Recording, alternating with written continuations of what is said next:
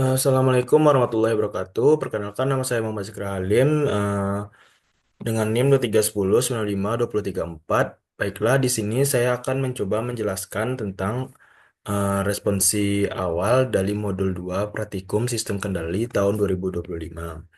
Sebelumnya, saya berasal dari kelompok 23. Eh, Baiklah, saya akan mencoba menjelaskan soal-soal dari responsi awal di modul 2.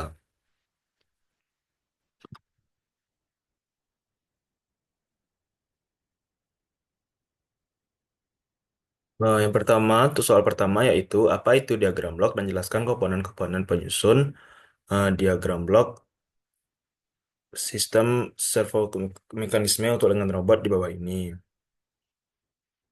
Sebelumnya kita akan menjelaskan apa itu diagram blok. Diagram blok adalah tampilan sederhana eh, dari suatu sistem proses atau algoritma yang memodelkan komponen utamanya sebagai blok fungsional dan hubungan antar blok sebagai jalur aliran. Komponen penyusunnya pertama itu ada summing point atau titik penjumlahan, yaitu merupakan salah satu komponen yang diperlukan yang sering ditemukan pada diagram blok. Fungsi dari summing point sendiri yaitu untuk menjumlahkan dari dua sinyal ataupun lebih. Yang kedua itu ada garis. Garis ini menunjukkan aliran sinyal atau biasanya disebut sebagai sinyal. Hmm, yang menghubungkan antar summing point atau titik penjumlahan dengan komponen-komponen lainnya. Selanjutnya itu ada titik percabangan. Titik percabangan berfungsi untuk membagi satu sinyal ke beberapa jalur tanpa mengubah nilainya. Selanjutnya yaitu blok yang mempresentasikan komponen sistem atau subsistem atau plan proses ataupun fungsi pada diagram blok.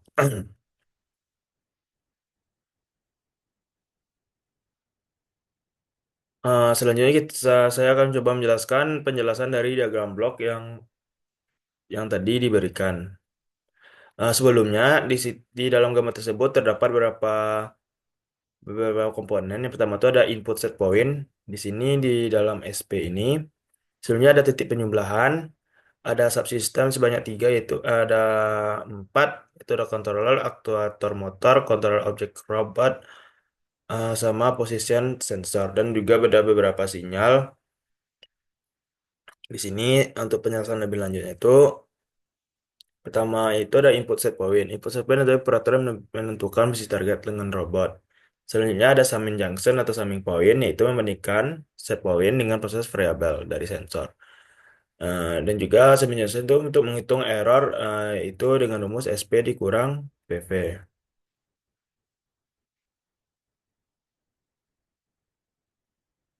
Selanjutnya itu controller. Controller itu sendiri berfungsi untuk memproses error dengan algoritma. Misalnya itu kita menggunakan PID. Selanjutnya ada menghasilkan sinyal kontrol, misalnya terku untuk mengoreksi dari posisi. Ada aktuator atau motor. Motor itu berfungsi untuk menerima sinyal dari kontrol dan menggerakkan dari dengan robot. Ada kontrol objek atau dengan robot yang bergerak menuju posisi target. Dan juga di sini juga kita melihat ada looping loop. Looping loop ini sendiri berfungsi untuk eh, bersama tuh berposition center mengukur posisi aktual dengan yang dimana nantinya proses variabel nanti akan dikembalikan ke summing junction untuk menghitung error baru dan proses ini diulang hingga error itu sama mendekati nol atau posisi tercapai. Baiklah, selanjutnya untuk soal nomor 2, jelaskan pengertian dari sistem kendali lingkar terbuka dan tertutup. Gambarkan masing-masing blok diagramnya dan tuliskan bentuk fungsi alihnya. Baiklah, diagram blok lingkar terbuka itu adalah sistem yang tidak memiliki umpan balik atau feedback. Keluar sistem ini tidak dibandingkan dengan input, sehingga sistem tidak dapat mengoreksi kesalahan secara otomatis. Untuk dari gambarnya kita dapat melihat ini merupakan satu bentuk dari diagram blok lingkar terbuka dalam bentuk sederhana, di mana tidak ada feedback yang mengantarkan sinyalnya tersebut. Di sini dengan inputan RS dan outputan CS dan sistem yang di dalamnya itu adalah GS. Maka fungsi alih dari sistem kendali tersebut ialah CS per RS sama dengan GS. Lanjut untuk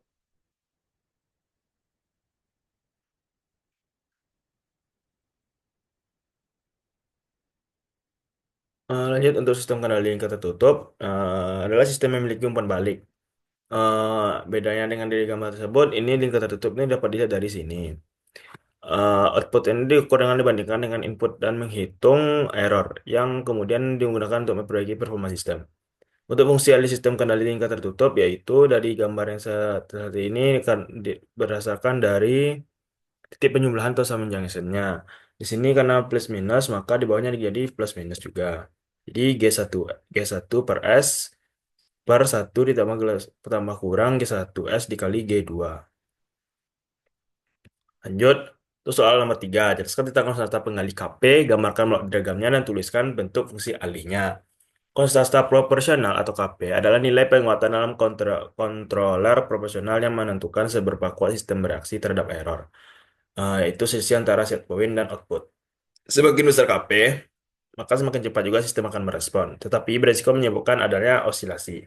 Sebaliknya, apabila KP terlalu kecil, membuat sistem lambat dan kurang akurat, tetapi tidak menyebabkan osilasi. Tidak beresiko. KP harus disetel secara hati-hati untuk menyebabkan kecepatan dan stabilitas sistem. Selanjutnya, yaitu kita akan melihat tentang diagram blok lingkar terbuka menggunakan KP.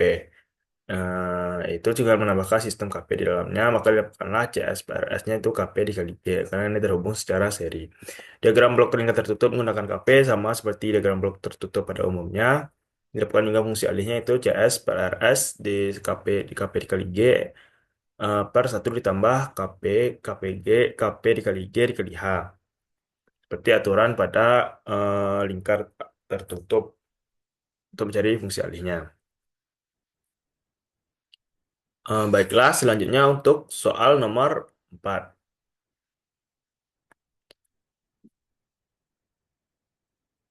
Untuk soal nomor 4, yaitu jelaskan secara rinci mengenai pengendali integral, pengendali derivatif, dan pengendali proporsional integral diferensial atau PID, beserta blok diagram dan persamaannya. Untuk yang pertama yaitu pengendali integral. Pengendali integral merupakan komponen kontrol yang bekerja berdasarkan akumulasi error terhadap waktu. Prinsip kerjanya didasarkan pada integrasi sinyal error secara berkelanjutan, di mana semakin lama error bertahan, semakin besar aksi koreksi yang diberikan. Yang kedua itu adalah pengendali derivatif. Kita disimpulkan dengan D.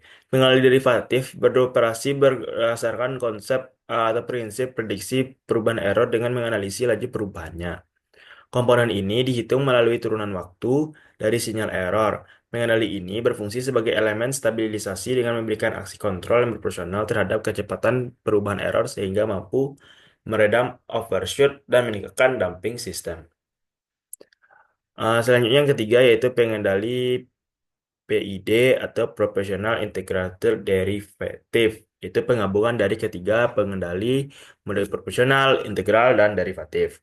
Adalah jenis pengendali loop tertutup yang paling umum digunakan dalam sistem kontrol otomatis yang digunakan dalam berbagai industri dan berbagai bidang ilmu keteknikan lainnya. Tujuannya untuk membuat semua ini bergabung yaitu untuk membuat output suatu sistem mengikuti nilai target yang diinginkan atau set point dan meminimalkan perbedaan error antara set point dan nilai aktual output. Nah, karena kenapa pengendali PID banyak digunakan? Karena mereka menggabungkan ketiga bentuk pengendali ini. Yang mana salah satu sa- salah satu dari tiga pengendali itu memiliki kekurangan yang apabila digabungkan maka ini akan meminimalisir kekurangan tersebut dan saling membackup atau membantu untuk membuat pengendali yang lebih maksimal. Untuk diagram blok dan persamaannya, ini merupakan diagram blok dari kontrol integral.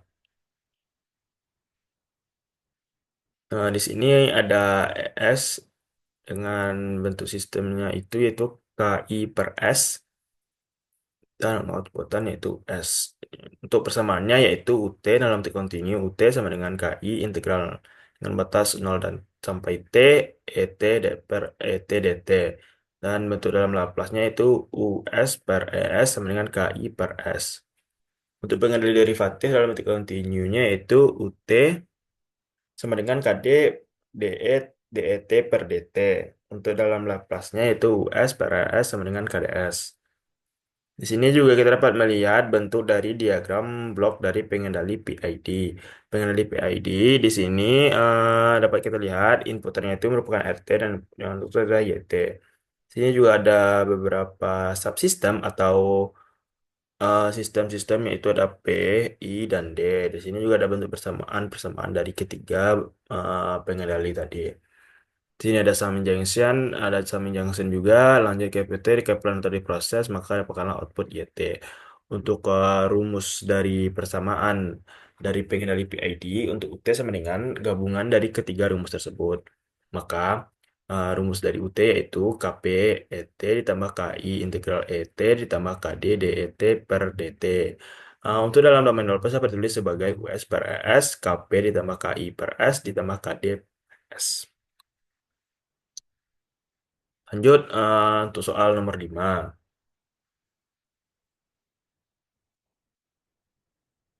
Jelaskan apa saja parameter tanggapan peralihan pada sistem orde 2. Untuk apa saja parameternya, maka yang pertama kita memiliki yaitu time constant. Time constant atau TC, yaitu waktu yang kita butuhkan oleh sistem, yang dibutuhkan oleh sistem untuk mencapai nilai 63,2% dari nilai akhir. Yang selanjutnya untuk nomor 2 yaitu rise time atau TR. Waktu yang dibutuhkan oleh sistem untuk mencapai nilai 0% sampai 100%, 10% sampai 90%, dan 5% sampai 95% dari nilai akhir. Tetapi dalam biasanya dalam praktikum di sistem kendali di LKD itu biasanya cuma memakai yang 10 sampai 90%. Kenapa? Karena tidak ada eh, sistem waktu yang di sistemnya itu sempurna. Kan jarang sekali untuk di 0% sampai 100% ini. Selanjutnya itu adalah settling point, yaitu waktu yang menyatakan respon telah masuk 9% atau 2% atau 0,5% dari respon steady state.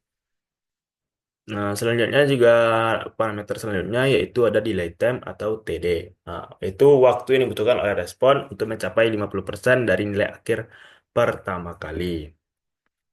Selanjutnya ada maksimum percent overshoot atau MP. Ini itu nilai puncak maksimum dari respon sistem yang diukur dari nilai sistem saat kondisi steady state. Dengan persamaan persen MP sama dengan C dalam kurung CP dikurang C tak hingga sama dengan C tak hingga dikali 100%. Pada tim peak, yaitu waktu yang dibutuhkan oleh respon untuk mencapai puncak pertama dari overshoot. Selanjutnya yaitu ada soal untuk menyederhanakan diagram blok. Nah, di sini kita dapat melihat diagram blok terlebih dahulu. Di sini ada inputannya itu RS, di sini ada bentar.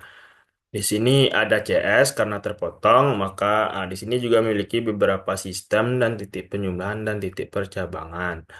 Maka apa yang perlu kita lakukan? Yang pertama yaitu kita lihat dulu gambarnya. Di sini tuh kita dapat melihat, ya ini ada untuk aturan pertama itu kita melihat apakah adakah sistem percabangan yang bisa digeser atau sistem percabangan titik percabangan yang bisa digeser. Dari gambar yang kita lihat, titik percabangan yang bisa digeser itu yaitu H2 bisa kita geser ke G4. Maka konsekuensi untuk mendapatkan itu, maka G4 akan naik maka akan ada G4 di sini, sistem G4 atau 1/G4 nantinya. Kenapa? Karena kita melakukan penggeseran titik percabangan. Karena itu aturan dari penyederhanaan diagram blok menggunakan metode penyederhanaan metode apa sih metode itu. Ya metode itulah. Nah, maka digeserlah tadi titik percabangannya ke sini kan. Didesakan titik percabangan di sini. Maka masuk G14. Nantinya ini akan terhubung secara seri. Di sini sistem G3 dan G4 juga terhubung secara seri. Maka karena terhubung secara seri, H2 itu dikali 1/G4. Didapatkanlah H2/G4. Karena ini juga terhubung secara seri, maka kita kalikan juga. Maka dapat juga nilainya itu G3/G4. Selanjutnya yaitu di sini juga terdapat lingkar tertutup karena telah kita sederhana tadi kan terdapat lingkar tertutup. Di lingkar tertutup ini juga ada kita cuman terdapat beberapa ini ya ada aturan lingkar tertutup apabila ini tergantung ada summing junctionnya di sini. Maka didapatkanlah nilainya itu ini saya dapatkan sistem yang baru yang sederhanakan itu G4 G3 dikali G4 per 1 dikurang H1 kali G3 G4. Nah, kan di sini antara sistem H1 dan G34 itu terhubung secara lingkar tertutup atau feedback. Selanjutnya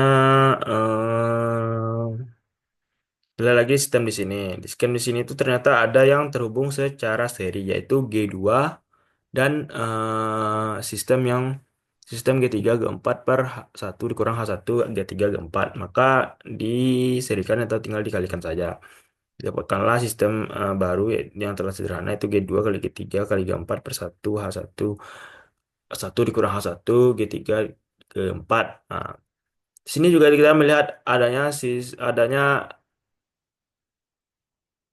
lingkaran sistem tertutup lingkar tertutup di sini. Yaitu antara H2G4 dengan G2G3G4 per 1 kurang H1 G3 G4. Di sini lingkar tertutup. Karena sudah telah lingkar tertutup, maka kita gunakan aturan lingkar tertutup. Apakah kita carikan perhitungannya. Ya, tinggal mengumpulkan H2G4 ini bawah, maka dapatlah nilainya tadi. Yuk, karena tadi telah dapatkan persamaan tadi di sini.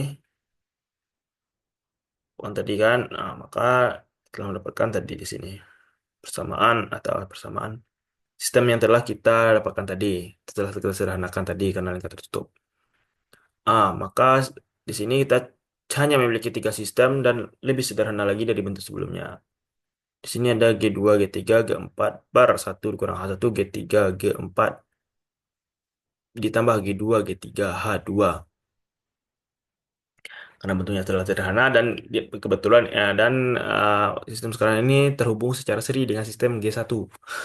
Maka kita tinggal kalikan, masukkan ke dalam maka G1, G2, G3, G4 per 1 dikurang H1, G3, G4 ditambah G2 tambah G2, G3, H2. Nah, terdapat lihat lagi di sini ternyata sistemnya terdapat ini lingkar tertutup dengan H1 dengan H3. Kita masukkanlah kepersamaan aturan feedback atau lingkar tertutup pada pelajaran sistem kendali penyederhanaan diagram blok. Kali dapatkanlah maka kita misalkan saja ini T untuk merupakan fungsi alihnya atau hasil akhir dari penyederhanaan diagram blok kita.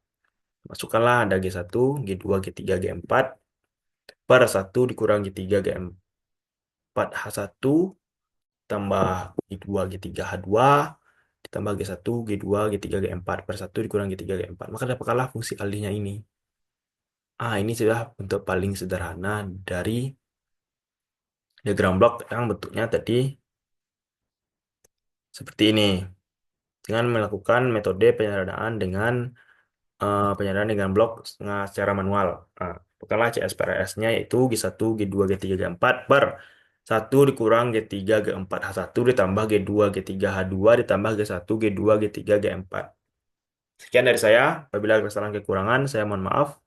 Terima kasih telah menonton video ini. Assalamualaikum warahmatullahi wabarakatuh.